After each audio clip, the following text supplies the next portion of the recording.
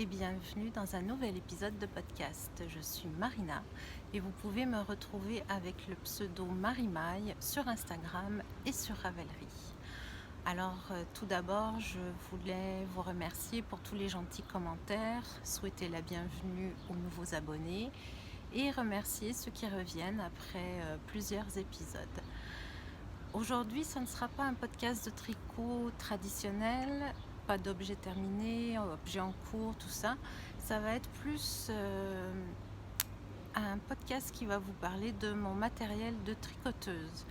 Parce qu'en fait, j'ai beaucoup de questions, on me demande beaucoup de choses par rapport aux aiguilles, comment je fais pour bloquer, tout ça.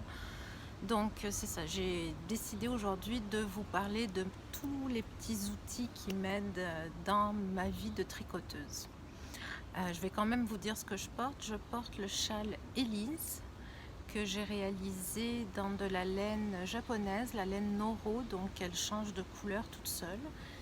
Je l'ai fait au crochet en fait, avec un crochet 4 et je pense que, je sais plus la marque, ça fait tellement longtemps que je l'ai fait, mais il y avait un fil vert que j'ai coupé. C'était un vert très flash et j'aimais pas ça, donc je l'ai coupé. Donc j'ai juste des jaunes, orange, rouge, rose, mauve, tout ça. Donc voilà, je l'ai mis aujourd'hui parce qu'il fait un temps un peu bizarre, il fait chaud, froid en même temps. Donc là, il y a un peu de laine, un peu de soie, du coton, donc c'est parfait. Donc on va commencer, je vais en fait commencer par le départ. Comment est-ce qu'on fait pour trouver un patron? Alors je regarde ici parce que j'ai pris des petites notes, parce que j'avais tellement de choses à vous dire que j'avais peur d'en oublier. Donc la recherche de patron, quand vous avez envie de tricoter, en fait, vous pouvez aller voir évidemment sur Ravelry. C'est le site pour trouver les patrons. La plupart des patrons sont là-dessus. Quelques designers indépendants vendent leurs patrons sur leur propre site, mais ils sont quand même la plupart du temps en vente sur Ravelry. Donc pour s'inscrire sur Ravelry, c'est très simple. Vous avez besoin d'une adresse email, d'un pseudo et d'un mot de passe. Donc moi, je ne vous montrerai pas comment est-ce qu'on fait. Je sais que Clo Tricot sur sa chaîne a fait un épisode où elle vous explique absolument tout. Donc je vous mettrai le lien en description. Ça peut vous aider si vous n'êtes pas encore sur Ravelry à vous montrer comment faire. Donc c'est ça, quand on cherche un patron, on peut aller voir sur Ravelry. On peut évidemment s'inspirer dans les podcasts, ce que les tricoteuses ont tricoté dans les podcasts, Instagram. Et on peut aussi aller voir les tricopines, ce qu'elles ont fait, et ça peut nous donner des idées de patrons à réaliser. Mais vraiment, la mine d'or, moi je vous conseille, si vous n'êtes pas sur Ravelry, inscrivez-vous sur Ravelry. Vous pouvez tout trouver en fonction de votre laine, en fonction de l'échantillon, en fonction de la langue. On peut chercher, on peut faire des tas de recherches. Et c'est vraiment le meilleur site pour trouver des choses.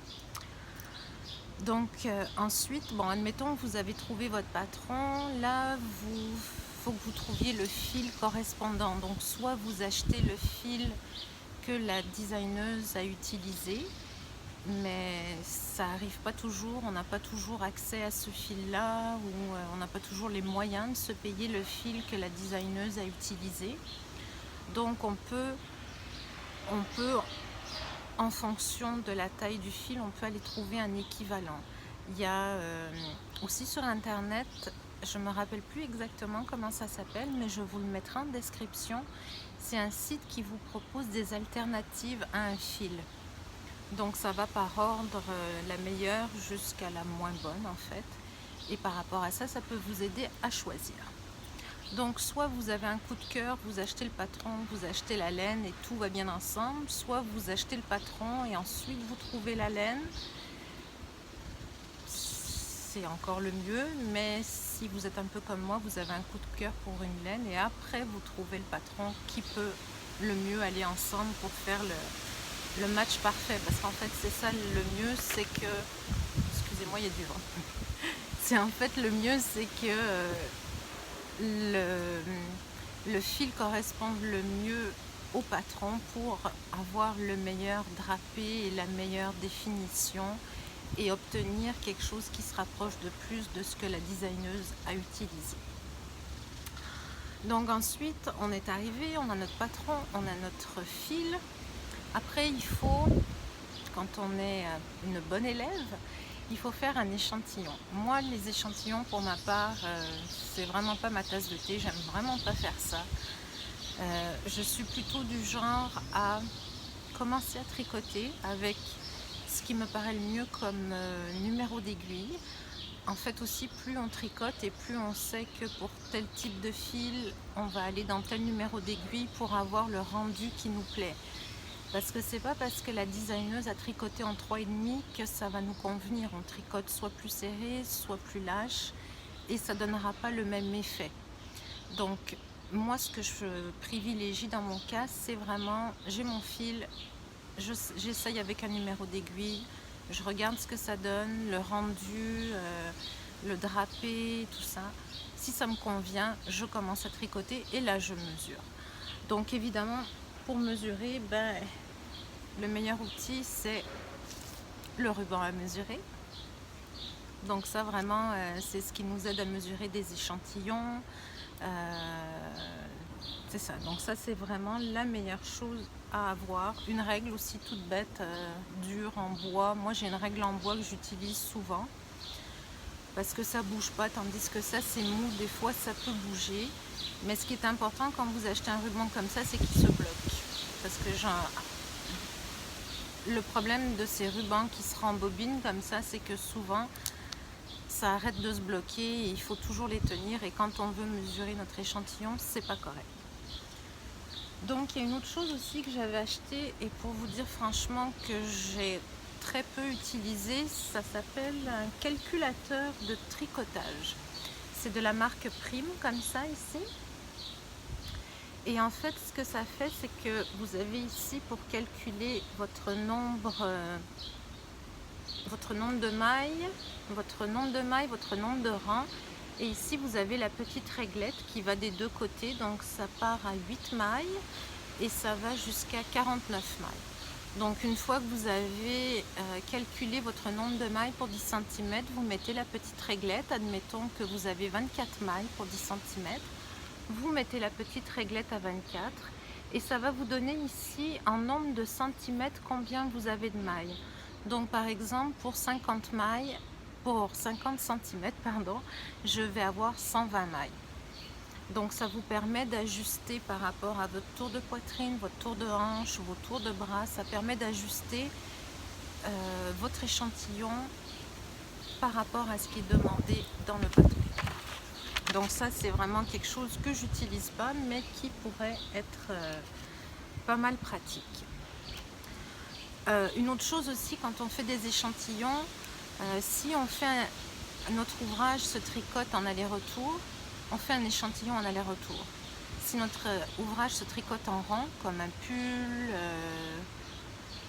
une chaussette, je sais pas, le produit fini va être en rond, donc il faut que l'échantillon soit en rond, à moins que vous ayez exactement la même tension en aller-retour qu'en rond.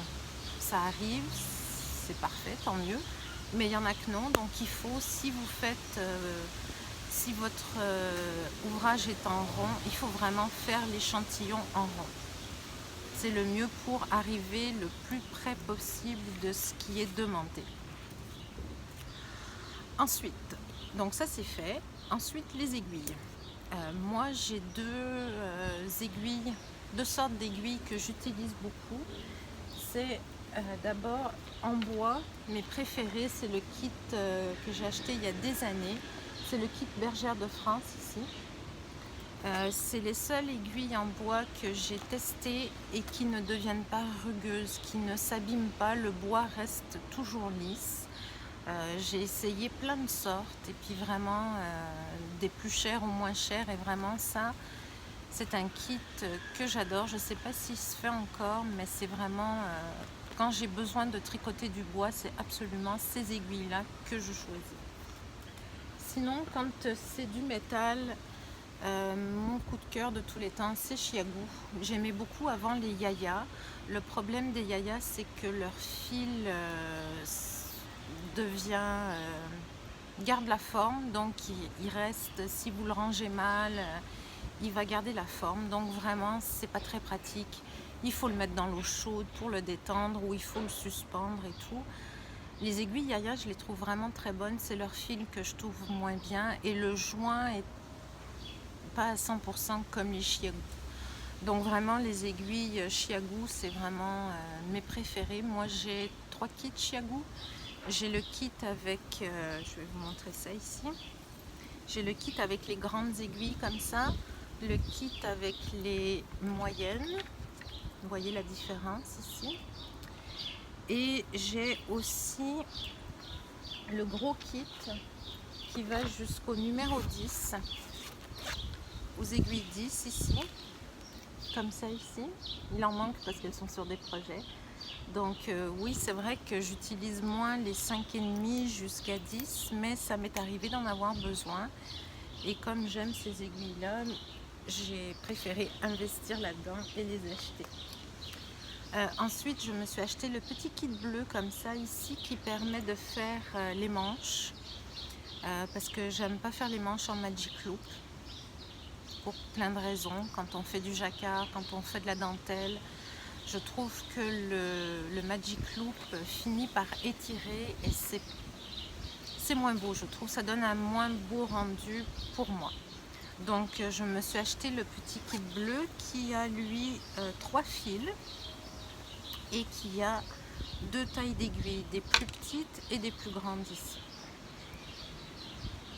Comme ça ici. Donc vraiment les petites sont vraiment très petites. Je ne sais pas si vous les voyez bien, je vais mettre sur mes cheveux, comme ça on verra mieux. Et ensuite la deuxième taille ici c'est comme ça. Donc vous voyez la différence, c'est ça. Donc c'est vraiment moi ce que je trouve vraiment pour tricoter des manches, c'est vraiment, pour moi c'est le plus pratique. Et ce kit là est vraiment, je m'en sers tout le temps en fait. Sinon j'ai des aiguilles fixes Chiago aussi comme ça. Je vais essayer de vous les montrer comme ça. Les Chiago fixes en 23 cm. Ça fait comme ça ici, c'est avec celle-là que je tricote mes chaussettes en fait. Donc j'en ai une paire de 2,25 et une paire de 2,5 et je tricote mes chaussettes avec ça. Et quand je dois faire des chaussettes plus en laine plus grosses, j'utilise mon kit bleu en fait. Ensuite, quand on a besoin de mettre les mailles en attente pour faire les bras ici, quand on sépare le corps des manches, on doit mettre les mailles des manches en attente. Moi j'utilise du fil qui n'a pas de poils, donc du fil de coton mercerisé, du fil à broder souvent. J'ai utilisé aussi du fil dentaire, mais le problème c'est qu'il est un peu fin, donc ça j'aime moins bien. Dernièrement je me suis acheté les Knitting Barber ici comme ça.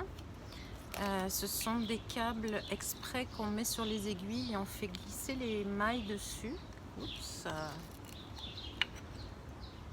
Comme ça ici, ce sont des câbles. Moi je les ai pris vert fluo parce qu'on voit bien les mailles dessus. Donc c'est vrai que c'est vraiment hyper pratique. C'est très pratique aussi quand on veut essayer un pull, une veste qu'on est en train de tricoter. Pour mettre les mailles du corps là-dessus, ça va super bien. Donc c'est ça, puis vous avez tout simplement les aiguilles qui viennent dans le kit ici comme ça ou dans les autres kits plus petits, donc on peut mettre les mailles en attente pour les manches dessus et on les ferme avec les petits bloqueurs de mailles.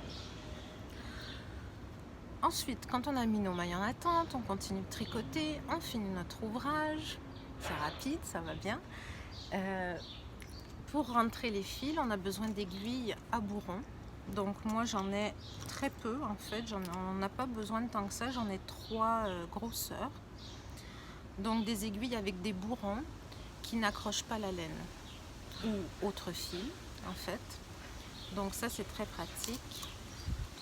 Moi ce que je fais c'est que je rentre mes fils quand j'ai fini de tricoter mon ouvrage, je rentre mes fils et je ne les coupe qu'après quand mon ouvrage est sec et est sec en fait. Après le lavage, blocage, séchage, c'est après que je coupe les fils parce que les fils bougent quand on mouille pour le laver. Ça sèche, le fil a tendance à bouger. Donc si vous coupez vos fils tout de suite, vous allez toujours avoir un petit bout qui va dépasser quelque part. Donc c'est ça, moi j'aime mieux les couper après. Alors ensuite, une fois qu'on a rentré nos fils, c'est le moment de laver notre ouvrage. Donc moi j'utilise, je ne suis pas commanditée par personne, moi c'est les produits que j'utilise. J'utilise de l'eau calant sans odeur et je rajoute toujours des gouttes d'huile essentielle de lavande que je dilue bien avant de mettre mon tricot pour pas que ça fasse des taches. Et un savon que j'aime beaucoup qui est fait à Montréal, c'est la marque Faveur, mais il paraît qu'elle a arrêté d'en faire. Elle fait juste des savons en barre maintenant. Donc celui-là est parfumé à la lavande et je l'utilise beaucoup quand il s'agit d'ouvrages qui ne sont pas en laine. Quand c'est de la laine, je mets de l'eau calant parce qu'il y a de la lanoline. Mais celui-là, je l'utilise quand c'est du coton, de la soie, du mohair, des choses comme ça. Excusez-moi, j'ai fait tomber quelque chose, le vent l'a emporté. Donc c'est ça, donc moi je mets un bouchon dans de l'eau température ambiante, température pièce en fait. Faut surtout pas de choc de température. Je laisse tremper une trentaine de minutes. Ensuite j'enlève l'excédent d'eau avec mes mains, mais il faut surtout pas tordre. Je fais juste presser contre le bord de ma bassine ou de l'évier. Ensuite je roule dans une serviette de bain, je le roule bien dedans. Je mets ça par terre, le petit boudin, et je marche dessus. Et je le retourne et je marche dessus pour enlever le plus possible d'eau. Ensuite, ce que je vais faire, c'est que je vais mettre mon tricot sur un tapis, des tapis en mousse comme ça ici. Ça fait des morceaux de casse-tête, de puzzle, et on peut les imbriquer les uns dans les autres. Donc ça, je pose mon ouvrage terminé, lavé, essoré, je le mets là-dessus, je lisse bien les mailles pour que le résultat soit beau, que ça sèche bien. Et ensuite, s'il y a de la dentelle, j'épingle avec des épingles comme ça ici, qui sont faites exprès, parce que j'ai eu le malheur une fois d'utiliser des épingles qui étaient de moins bonne qualité et il y a eu de la rouille. Donc c'était pas super, mais au moins c'était sur un fil foncé, donc la rouille ne se voyait pas. Alors c'est ça, donc quand il s'agit de dentelle, et puis aussi de mettre l'ouvrage aux bonnes tailles, à la bonne taille, les mesures données par le patron, donc j'épingle, et quand c'est de la dentelle, ben, je mets plus d'épingles pour bien étirer la dentelle. Je laisse sécher à l'air libre, si c'est dehors, c'est pas au soleil, sinon je mets ça en dessous de mon lit et ça prend le temps que ça prend, là, quelques jours. Mais là que c'est l'été, ben bien presque l'été, j'en profite pour laisser ça dehors à l'ombre, dans le fond de la cour. Voilà. Alors, ensuite, je voulais vous parler, je regarde mes petites notes.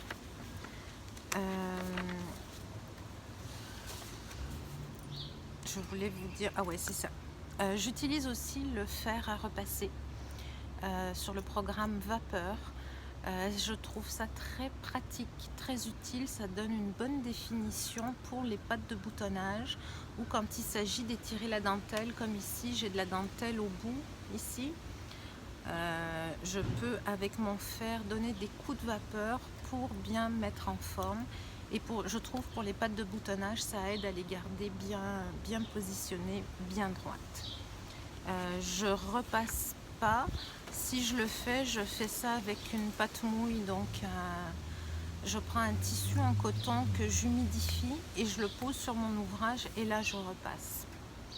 Et ça donne vraiment des bons résultats aussi. En fait, ce que je voulais vous dire aussi, c'est que la laine n'a pas besoin d'être lavée toutes les semaines, toutes les 2 semaines. Un pull en laine peut facilement être porté pendant des mois, des semaines, voire même des mois, à moins qu'il y ait de la transpiration excessive ou qu'il y ait des taches. Sinon, en fait, ils n'ont pas besoin d'être lavés. Si c'est de la laine, de la vraie laine, juste de l'étendre dehors à l'air libre, ça va permettre que la laine s'aère et la laine ne garde pas les odeurs. Donc vous avez été au restaurant, vous avez mangé des frites, les gens autour de vous mangeaient des frites, votre pull quand vous rentrez chez vous sent la frite, vous avez juste à le mettre dehors et l'odeur va partir. C'est limite miraculeux en fait. Ok, maintenant je vais vous parler de petits accessoires qui sont quand même assez utiles en fait. Donc moi j'ai plusieurs sortes d'embouts pour éviter que quand je laisse mon ouvrage, les mailles ne s'échappent. Ça m'est déjà arrivé, c'est pas très plaisant. Donc j'ai un embout comme ça que je trouve très pratique, surtout pour les aiguilles en bois, ça évite qu'elles se cassent. Donc on rentre les aiguilles ici et elles se retrouvent dans le tube en métal qui est très solide, donc ça évite qu'elles s'échappent et surtout ça évite que les aiguilles ne se cassent. En plus, si vous laissez comme moi traîner votre tricot sur le canapé du salon, ça évite que les autres s'assoient dessus et se piquent les fesses. Ensuite, il y a des petits fils comme ça ici. En fait, ça se vendait, moi j'en avais acheté pour m'attacher les cheveux que j'ai coupé en deux. Et ça, vous pouvez entortiller vos aiguilles aussi, ça évite que les mailles s'en aillent. J'ai aussi des embouts comme ça ici, coconite en mousse. Ils sont très pratiques, ils tiennent bien. Moi-même, j'essaye si c'est une veste et qu'elle est sur le câble, je mets les embouts et j'arrive à essayer ma veste. J'ai des embouts comme ça aussi, mais ils tiennent moins bien. Ils sont jolis, mais ils tiennent moins bien. Donc ça, c'est ce que j'utilise pour que mes mailles ne s'échappent pas. Ensuite, des contrants. Des contrants, j'en ai comme ça, qu'on fait clac-clac comme ça, pour les rangs. Ça, il faut penser à le faire à chaque fois qu'on finit un rang, c'est pas toujours évident. On a le contrant comme ça ici, qu'on peut mettre au début de notre rang, on rentre l'aiguille dedans. Il y en a aussi qui n'ont pas la petite tige et qui se mettent sur l'aiguille quand vous tricotez en aller-retour. Ils sont quand même assez pratiques, je les aime bien aussi. Mais pour les ouvrages en rond, mon préféré, il y a une mouche, excusez-moi. Pour les ouvrages en rond, mon préféré, c'est vraiment celui-là ici. Donc vous avez 10 anneaux, vous avez un petit mousqueton ici que vous déplacez pour les dizaines. Et les unités, ça marque votre début de rang, vous changez votre aiguille à chaque fois. Donc ça vraiment, c'est quelque chose que j'adore utiliser. Un autre accessoire qui est complètement indispensable quand on tricote, c'est un crochet pour récupérer les mailles. Moi, je me suis acheté un porte-clés en crochet comme ça ici. Je trouve ça très pratique. Il y a deux tailles. Je sais plus, c'est 3 et 3, non 2 et 3,5. C'est ça, donc il y a deux crochets à chaque côté et c'est vraiment super pratique. Généralement, je le mets à mon sac de tricot, comme ça j'ai toujours un crochet sous la main. Un autre objet hyper pratique, c'est des ciseaux. Ceux-là ici, c'est vraiment des gadgets. Là, ils se tirent comme ça et ils s'ouvrent. C'est pratique parce qu'on arrive à... On se coupe pas, il n'y a pas de problème, on se pique pas les doigts. Donc c'est toujours utile quand on a besoin de couper les fils d'avoir des petits ciseaux. Ensuite, quelque chose qui est hyper pratique à avoir, c'est des marqueurs, comme on dit, ampoule, comme ça ici, qu'on peut déplacer parce que eux, ils se déplacent. Je vais le mettre vers mes cheveux, vous verrez mieux comme ça. Vous pouvez les déplacer, c'est très pratique. Mais moi, par exemple, quand il y a de la dentelle et tout, moi, ce que j'aime le plus utiliser, ce sont des petits marqueurs. Je ne sais pas si vous allez le voir, il est tellement petit, en métal comme ça ici. Vraiment tout petit, petit, petit. Dans le kitsch, il y a de goût, il y en a qui viennent, mais ils sont trop gros. Quand on tricote des fils très fins, ça a tendance à étirer les mailles. Donc ceux-là ici, c'est la marque Knit Picks que j'ai acheté. J'en ai 2 boîtes. C'est ceux que j'utilise tout le temps en fait. Je les adore ceux-là. Ensuite, de quoi je voulais vous parler? Ah oui, un objet qui est vraiment très utile que je me suis acheté il y a quelques années. C'est un gleaner. Donc c'est un appareil qui vous permet, vous avez trois, ce qu'ils appellent des embouts différents ou des lames, mais c'est pas des lames. C'est sans pile, ça marche manuellement. Vous avez trois embouts qui vous permettent d'enlever les bouloches sur toutes les sortes de vêtements. Et ici, vous avez une brosse qui vous permet de récupérer les bouloches que vous avez enlevées. Donc ça vient avec, c'est vraiment pas cher comme ça coûte. Moi, ça m'a coûté une vingtaine de dollars, je pense. Vous avez pour les, c'est blanc ici, c'est très fin. Donc pour les ouvrages très délicats, le mohair, la soie. Vous en avez un peu plus gros et vous en avez un qui a comme un petit grillage dessus. Donc vraiment très très pratique pour enlever les petites bouloches et après nettoyer. Il y a autre chose aussi dont je voulais vous parler quand vous faites de la dentelle ou du jacquard pour suivre les grilles ici. Donc ça se met comme ça, c'est la marque Knitter's Pride. Donc vous avez trois aimants, deux et le troisième ici. Vous avez une règle pour suivre votre grille. Vous avez en arrière une petite pochette et vous avez un espace pour mettre votre crayon. Et le tout se referme comme ça ici. Donc c'est très pratique parce que vous avez deux positions. Et après, ça vous permet de le poser comme ça. J'en ai un autre aussi quand c'est des grilles plus petites. C'est une plaque comme ça ici en métal. Une plaque en métal et vous avez une règle et des petits morceaux pour faire tenir votre patron. Alors c'est vraiment quelque chose de super pratique pour suivre les grilles, jacquard, dentelle. Puis celui-là, ce qui est bien ici, c'est que sa taille le permet de rentrer dans à peu près tout ce qu'on a.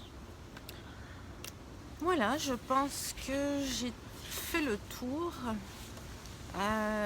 Après, il y a des choses qu'on utilise qui sont totalement inutiles, mais complètement indispensables. Des jolis sacs à projet, des jolis marqueurs, des accessoires pour mesurer les échantillons. Ils en font des très jolis en bois. Il y a plein de choses, les règles pour mesurer les chaussettes aussi. Je sais que c'est un objet qui est très beau en fait, qui est utile aussi, mais c'est tout des choses dont on peut se passer, mais qu'on aime avoir parce qu'en tant que tricoteuse, pardon, on aime ça, les petits gadgets, les beaux sacs à projet, les choses comme ça. Moi, je sais que je craque aussi. Il y a une autre chose dont je ne vous ai pas parlé. Laissez-moi une seconde, je vais le chercher, je reviens. C'est quelque chose que j'ai acheté, c'est pour mettre une fois qu'on a mis la laine, qu'on passe de l'écheveau au cake, c'est cette petite chose ici qui vous permet de mettre votre pelote dedans et c'est vraiment très pratique. Moi je prends le fil à partir du milieu du cake et je le laisse là-dedans, ça évite qu'il se salisse, que ça se défasse. Comme là je tricote du lin, puis le lin ça reste pas vraiment en cake, donc je trouve ça vraiment très pratique. Voilà, écoutez, je pense que j'ai fait le tour, j'espère que j'ai rien oublié. Si vous avez des questions, des commentaires, n'hésitez pas à m'écrire, ça va me faire plaisir de vous répondre. Je vais essayer de mettre le plus possible de choses dans la barre de description en dessous de la vidéo quand vous appuyez sur plus. Mais si j'oublie des choses, vous avez juste à m'écrire et je vais vous répondre, ça va me faire plaisir.